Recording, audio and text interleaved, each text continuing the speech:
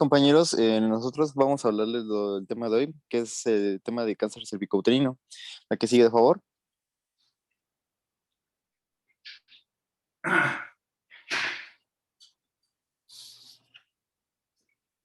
Siguiente.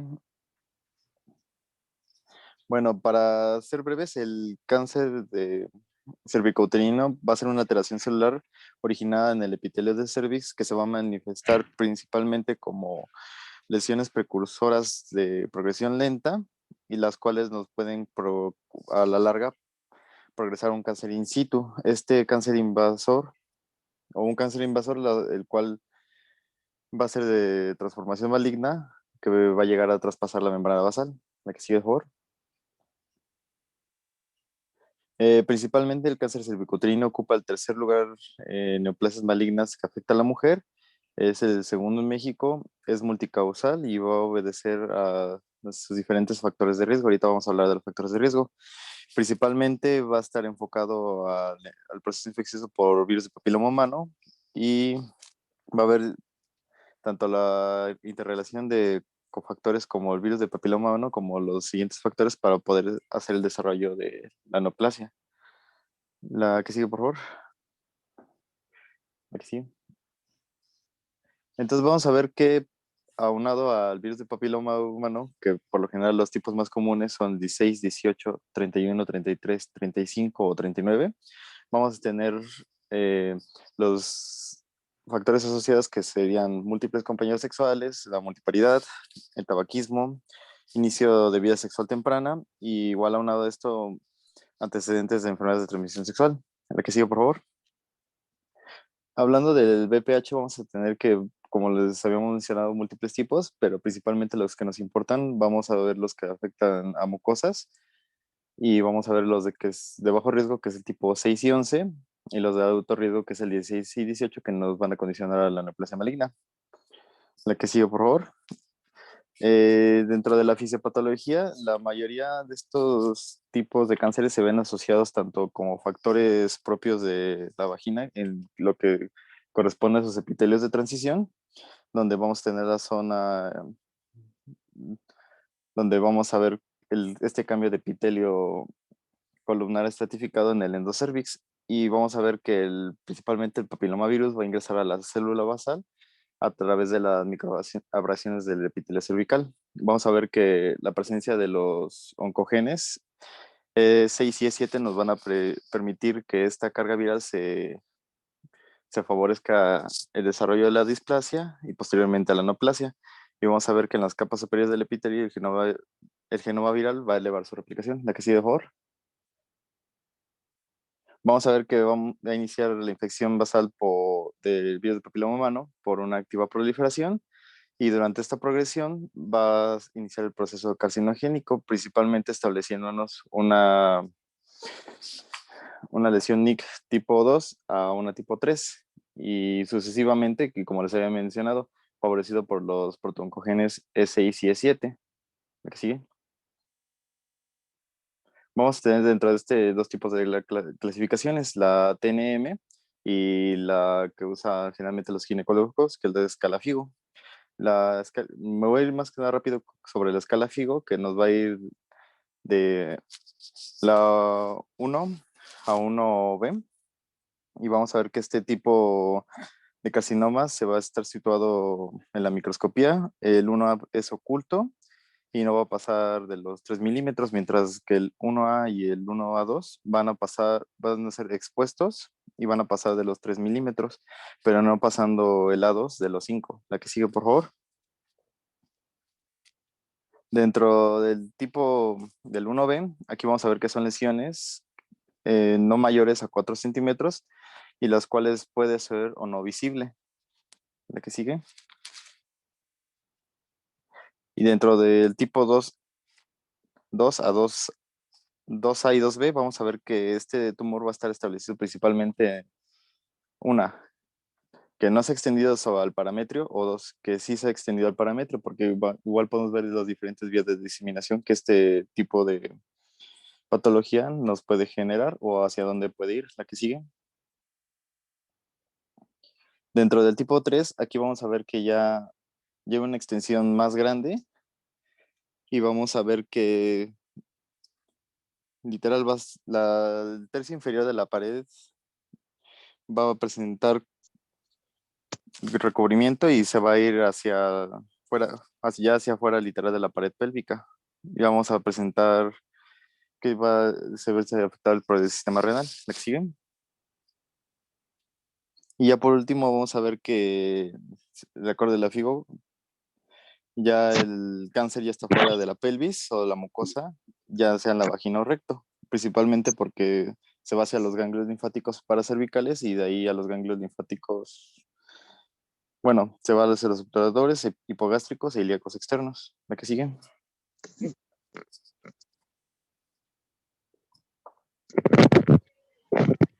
Y bueno, entonces, ¿cómo vamos a abordar a una paciente a la que sospechamos que padece cáncer cervicouterino? Sí me escuchan, ¿verdad?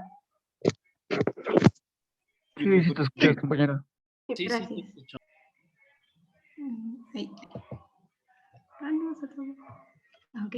Bueno, entonces, tomando en cuenta esto, el diagnóstico se tiene que hacer con una correlación cito-colpo-histopatológica. Esto porque estas van a ser nuestras 3 pruebas fundamentales que vamos a realizarle a la paciente. Entonces, para esto necesitamos considerar la población de riesgo que ya nos mencionó nuestro compañero anteriormente. En esta población de riesgo hay que considerar realizar una prueba que nos detecte la patología de forma temprana, ya que, como sabemos, suelen presentarse de forma sintomática y no presentan sintomatología hasta que ya hay una progresión a carcinoma. En este caso, la prueba de elección para este abordaje y, por lo tanto, prevención de cáncer es el tamizaje cervical o la citología cervical con la tinción de Papa Nicolau.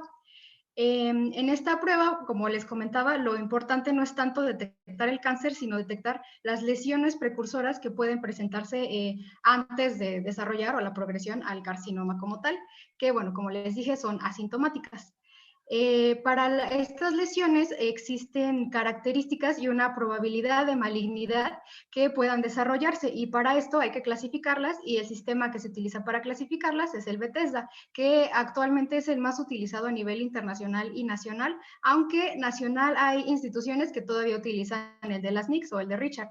Y bueno, en este sistema se incluyen cómo se debe tomar la muestra y qué tipo de muestra es la más conveniente, pero bueno, aquí únicamente les agregué los resultados y cómo se van a interpretar en la citología cervical. Y específicamente se englobaron en los cuadritos rosas las que nos competen como para la materia, y sobre todo las lesiones de las que les hablaba, que son las lesiones intraepiteliales escamosas de bajo grado y de alto grado. Además, hay otras como marcadas como inespecíficas, que bueno, estas pueden, pues como su nombre lo dice, ser inespecíficas, sobre todo las que dicen que no incluyen una lesión de alto grado, porque bueno, estas pueden ser tanto cambios inflamatorios como asociarse como tal a progresar a una lesión de alto grado. O sea, son cambios que no se logran observar bien y por lo tanto tienen que tener también una vigilancia o un seguimiento. Y además de estas, el carcinoma ya como tal de células escamosas y los cambios atípicos del tejido glandular, en donde entran el adenocarcinoma, que es el otro tipo de cáncer frecuente en este cáncer cervicouterino. Ahora bien, abordando ya como tal a la paciente, entonces, como les comentaba, tenemos nuestra población de riesgo, que es a la que hay que realizársele la citología cervical. Esta citología se indica a los 3 años de que la paciente haya iniciado su vida sexual o a los 21 años, y de ahí cada 2 años en rangos de edades de 21 a 64 años o 70, de acuerdo a la bibliografía que se consulte, y cada 3 años cuando estas pacientes hayan tenido 2 pruebas anuales anteriores que hayan salido negativas y las pacientes vacunadas. También se le puede asociar a esta citología una prueba de captura de híbridos de VPH, pero bueno, sabemos que es una prueba bastante costosa y no suele mandarse de forma rutinaria si no se tiene el recurso. Y este cuadrito que les puse es del algoritmo que marca la norma oficial mexicana. Comenzando entonces con la citología cervical, que es la primera prueba que hay que hacerle a la paciente, hay 2 diferentes resultados posibles. El primero es que se hayan presentado o se hayan interpretado lesiones no inespecíficas, como les comentaba, y o como tal que no haya evidencia de infección por VPH. En estas hay que hacer un seguimiento o realizar la citología de manera anual, y en las que sí hayan aparecido lesiones intraepiteliales de cualquier grado, se continúa con la siguiente prueba importante, que es la colposcopía. La colposcopía puede ser insatisfactoria o satisfactoria, y esto se relaciona con el hecho de que se pueda observar la zona de transformación, que es la que les comentaba mi compañero, donde pues más prolifera el virus. Y de acuerdo a esta, además, la correlación que se tenga con la citología o los resultados de la citología. De ahí, entonces, una colposcopía satisfactoria pero negativa, se va a proceder a un seguimiento de la paciente con citología y colposcopía al año, y una satisfactoria positiva, ya como tal, hay una correlación entre las dos pruebas pues que ya les mencioné. Entonces se procede a realizar la tercera prueba importante, que es el estudio histopatológico mediante la toma de una biopsia dirigida, que suele ser excisional, o en el caso de que en la colposcopía se observen pues cambios bastante marcados o profundos, incluso se puede hacer un conodiagnóstico. Y en el caso de una insatisfactoria, donde no haya una correlación con la citología o no se hayan observado como tal lesiones intraepiteliales, pues se puede optar por un cepillado endocervical, porque hay veces en que estas lesiones se encuentran en el endocérvix, entonces es importante también que se tenga esta opción. Ahora, ya como tal en la biopsia, lo mismo, si hay un resultado negativo a BPH, se procede a una citología y una colposcopía al año, y si sí hay como tal ya una correlación de que hay presencia de lesiones intraepiteliales, bueno, se puede dar un tratamiento conservador, que es la electrocirugía y todos los que hemos visto en ginecología. Ahora, si ya hay como tal, el diagnóstico histopatológico nos marca que ya hay un carcinoma invasor, bueno, ya se transfiere a la paciente a un centro oncológico para pues su posterior manejo.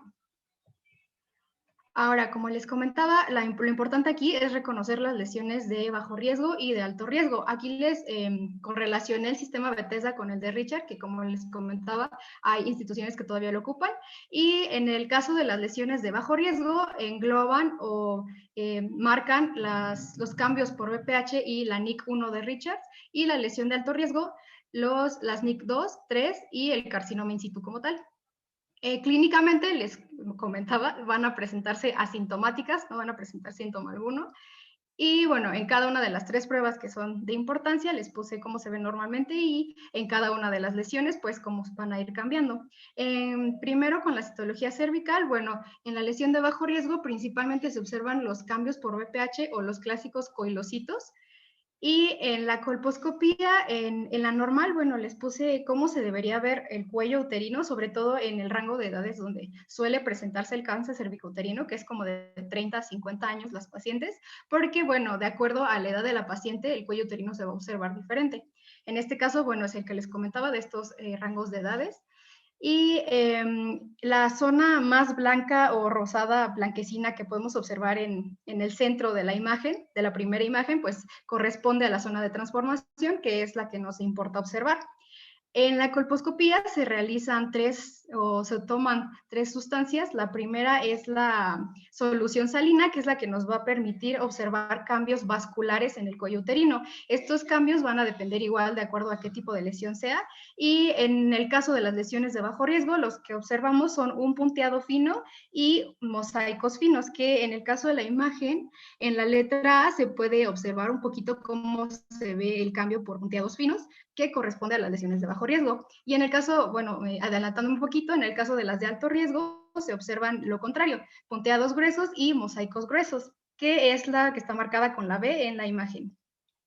Y esto principalmente con la de solución salina. Después de solución salina se aplica ácido acético al 5%, que en este caso nos va a permitir observar las lesiones de acuerdo a la cantidad de ácido acético que capten estas células que van pues cambiando y siendo displásicas. En este caso, en la lesión de bajo riesgo, observamos que hay una poca captación de ácido acético, que se observan en esas como lesiones satélites marcadas con la A. Que también se conoce como zona blanca. En este tipo de lesiones vamos a observar esta captación de ácido acético un poco baja, o sea, no se van a observar lesiones, bueno, zonas ácido-acéticas densas, sino poco densas y más definidas, por así decirlo, que igual pueden abarcar una mayor área, pero aquí el punto es que no se vean tan acetoblancas. Y la siguiente prueba es la de yodo o la de Lugol, que a lo contrario, aquí sí hay una nula o poca captación de yodo, es lo que nos va a dar el diagnóstico de que hay presencia de una lesión de bajo riesgo. En este caso, las zonas yodo negativas, que así se les conoce, pues se van a observar como un color mostaza o azafrán. Y aquí igual es la misma imagen de las lesiones satélite, pero con la prueba de Lugol, que bueno, como pueden ver se ve una coloración más mostaza porque no hay una captación de Lugol, a lo contrario del epitelio, que sí lo capta y se torna como negro o muchísimo más oscuro. Ahora, en el caso ya de las lesiones de alto riesgo, si hablamos como tal de la citología y de la histopatología, lo que vamos a observar es que conforme van habiendo cambios displásicos, se va a ir observando sobre todo en el núcleo de la célula. Y esto, cromacia, el polimorfismo, una mayor relación del núcleo citoplasma. Ahí espero que me sigan escuchando porque creo que mi internet se trabó un poco. Sí, todavía te escuchamos. Sí. Gracias. Ahí se me olvidó la otra. Ahí la variación del tamaño del núcleo, la anisocariosis, que también se le llama. Estos 5 cambios son los principales que ocurren en estas células y conforme se vayan viendo más marcados, es como se va a ir acercando a una malignidad o ya a la neoplasia como tal de cáncer o la formación de un carcinoma. Y eso en cuanto a esas 2 pruebas. Ya en la colposcopía, pues lo mismo. Cada una de las pruebas se va a ver muchísimo más marcada. En este caso, en la imagen que les puse, pues pueden observar cómo las zonas acetoblancas se ven más densas y más irregulares, y lo mismo en el caso de las zonas yodonegativas, que ya se ve un color muchísimo más mostaza y más marcado. Y bueno, igual en las imágenes de la citología y la histopatología, pues se pueden ver claramente cómo las células van cambiando y va habiendo más mitosis de estas células. Ahora, ya como tal, hablando del carcinoma, el carcinoma invasor puede ser de células escamosas, y este a su vez puede ser queratinizante y no queratinizante, aunque hay otros tipos que no suelen ser tan frecuentes, y el otro, el adenocarcinoma. En el caso del carcinoma invasor de células escamosas hay 2 etapas, la temprana, que se le conoce también microinvasor, y la avanzada. El microinvasor, aquí ya vamos a observar que la paciente va a llegar por sintomatología o ya va a presentar sintomatología como la hemorragia transvaginal, que esta puede ser intermenstrual, poscoital o posmenopáusica.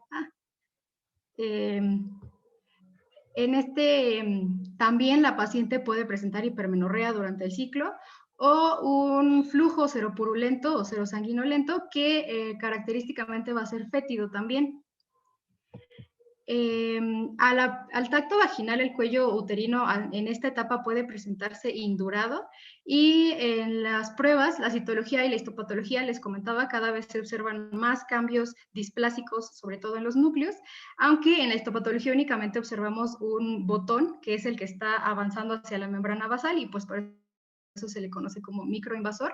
Y en la colposcopía, pues lo mismo, se ven cada vez patrones más atípicos o más anormales, con zonas acetoblancas más densas y negativas pues todavía más irregulares. Y en el avanzado ya se va a relacionar o asociar a invasión a órgano. En este caso, si hay invasión a la vejiga, puede haber sintomatología de urgencia mixnal o de uropatía obstructiva, es una cistitis recurrente o también hematuria. Y en el caso de que haya una extensión hacia el recto, bueno, hematoquesia u obstrucción intestinal, además de esto, dolor pélvico, dolor lumbar o presencia de edema de miembros inferiores por una obstrucción de cadenas ganglionares, y como tal, la sintomatología de un cáncer avanzado, que es la pérdida de peso, la caquexia, anemia y el síndrome urémico. Al tacto vaginal es lo que nos va a pues, dar ya como una sospecha de que estamos ante un cáncer, porque se puede encontrar como una lesión voluminosa, irregular y que al tacto sangra con facilidad. A esto también, y bueno, en las otras pruebas también, se le tiene que asociar un tacto bimanual y un tacto rectovaginal. Esto pues para evaluar la extensión y poder estadificar el tumor. En caso de que encontremos un útero crecido, nos podría hablar de una infiltración a endometrio, y un útero fijo que hay una invasión a la pared pélvica. Y el tacto rectovaginal pues para evaluar la invasión a parametrios, a vejiga, a recto o a los 3. Y en la colposcopía y la histopatología, bueno, igual los dos se van a ver con cambios más marcados con incluso la colposcopía con bordes sobrelevados y que sangran también con facilidad, como les comentaba, y pues lo mismo, ¿no? Cada vez más células, en este caso neoplásicas.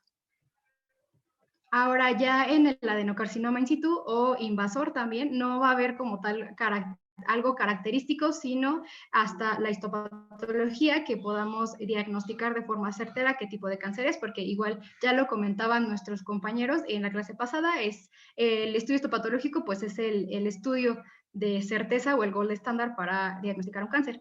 En la colposcopía se habla que puede haber, o la lesión que puede presentarse relacionada a que sea un adenocarcinoma es que se encuentra en el endocervix, de ahí la primera imagen que están como dilatando para observar bien la presencia de la lesión. Hubo otros cambios que son los que les puse en las imágenes siguientes, pero realmente no hay algo característico o patognomónico de un adenocarcinoma. Y después, ya una vez que hayamos diagnosticado clínicamente a la paciente, bueno, ya está la estadificación, que mi compañero ya se las comentó.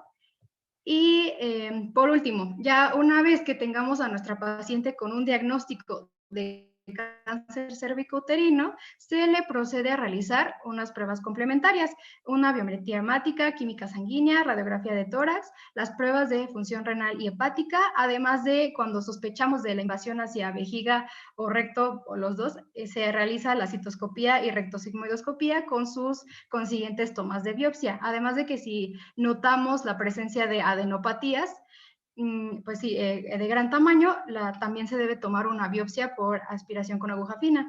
En el caso de las pruebas de imagen, estas van a funcionar o nos van a ser de utilidad únicamente o principalmente para la planificación del tratamiento. Estas tres son las más utilizadas, la TAC, la resonancia magnética y la tomografía por emisión de positrones. Pero bueno, cada una tiene sus peculiaridades. Tanto la TAC como la resonancia magnética no son muy buenas o no marcan con exactitud la presencia de ganglios que hayan tenido microinvasiones, o sea, que no hayan crecido de tamaño, que es para lo que la tomografía, la PET, es la que se utiliza principalmente para observar o analizar, evaluar pues estos ganglios que han crecido de tamaño, que no han crecido de tamaño, perdón. Y la TAC y la resonancia magnética, bueno, varían en valorar la exactitud de la extensión a otros órganos, principalmente la resonancia magnética, pues es la que más nos permite con exactitud evaluar esta extensión, no tanto como la TAC, sin embargo, bueno, la TAC es la que pues al menos suele mandarse de forma más rutinaria porque la resonancia suele ser más costosa. Y bueno, esto en relación con el diagnóstico.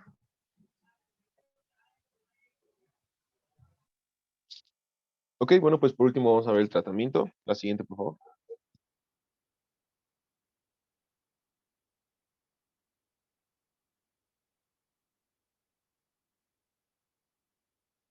Ahí está.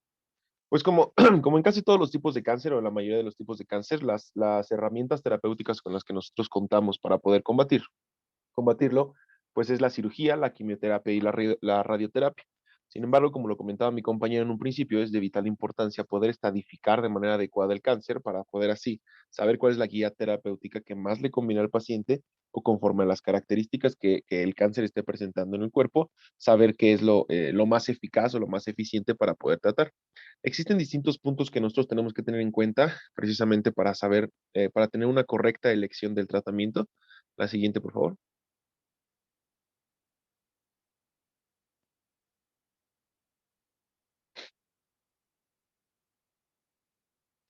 Aquí está, en donde prácticamente son las características específicas del cáncer cervicouterino las que nos van a ayudar a decidir qué tipo de tratamiento o qué guía terapéutica vamos a tomar, ¿no? Una de las características importantes que tenemos que tener en cuenta es la variedad histológica, ya lo comentaba también mi compañero al principio, para saber qué tipo de cáncer y esto va de la mano con la etiología que está causando el cáncer, las características del tumor, tamaño, profundidad, invasión, etcétera, para fines tanto radiológicos como quirúrgicos y poder saber qué tanto éxito se puede tener si se toma este tipo de opciones para tratar el cáncer, los márgenes vaginales e invasión parametral y por último, aquí es metástasis ganglionares, se repitió de márgenes vaginales, pero son las metástasis ganglionares. Y esto es importante también para saber qué tipo de tratamiento o si se va a continuar con otro tipo de tratamiento postquirúrgico, etcétera, para poder reducir al máximo la incidencia o la recurrencia más bien del cáncer o la metástasis. Entonces, en muchas de las ocasiones nosotros debemos, ya lo vamos a ver conforme a la etapa clínica o conforme a la estadificación que se le dé al cáncer, se debe de continuar con un tratamiento, inclusive hasta preventivo, para poder evitar o reducir al mínimo la recurrencia del cáncer. La siguiente, por favor. Y como lo vemos aquí es lo que se va, o cómo se va desarrollando el tipo de tratamiento que nos indica la bibliografía, ¿no? En etapa clínica 1, ¿sí? Los pacientes con etapa 1 que son sin invasión vascular ni linfática, y esto es importante, pueden tratarse con un cono terapéutico y vigilancia estrecha. Esto es también, la elección de tratamiento también es importante tomar en cuenta si existe una paridad satisfecha o no. ¿Por qué? Pues porque definitivamente hay procesos quirúrgicos radicales, los cuales van a interrumpir totalmente la paridad, y hay otros procesos en los cuales se puede conservar.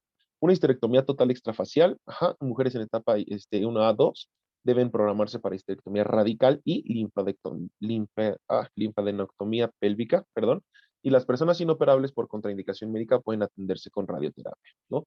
Por otro lado, la etapa IB1, la histerectomía radical con linfadectomía pélvica bilateral y radioterapia pélvica radical suministran resultados oncológicos comparables con tasas de curación 85-95.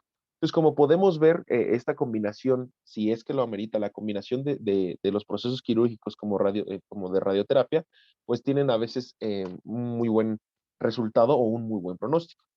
El tratamiento primario suele ser quimioradioterapia concomitante, y aunque se ha descrito la histerectomía radical también como una alternativa terapéutica. Sin embargo, como les comento, pues es importante saber o más bien personalizar el tratamiento para las características de la paciente. Por último, la mayoría de las pacientes deben recibir quimioradioterapia, perdón, como tratamiento único, pero en casos seleccionados de cáncer de cervix con extensión muy limitada, a los fondos de saco vaginales pueden ser tributarias a histerectomía radical con linfadenectomía pélvica lateral como tratamiento definitivo. Entonces es importante también identificar el riesgo que se tiene de realizar metástasis para también más bien saber qué tipo de linfadectomía se puede realizar. La siguiente, por favor. Aquí tenemos en estos dos estadios y las opciones terapéuticas que nosotros tenemos, si hay paridad satisfecha o si no hay paridad satisfecha, ¿no? En el primero, sin paridad satisfecha, el cono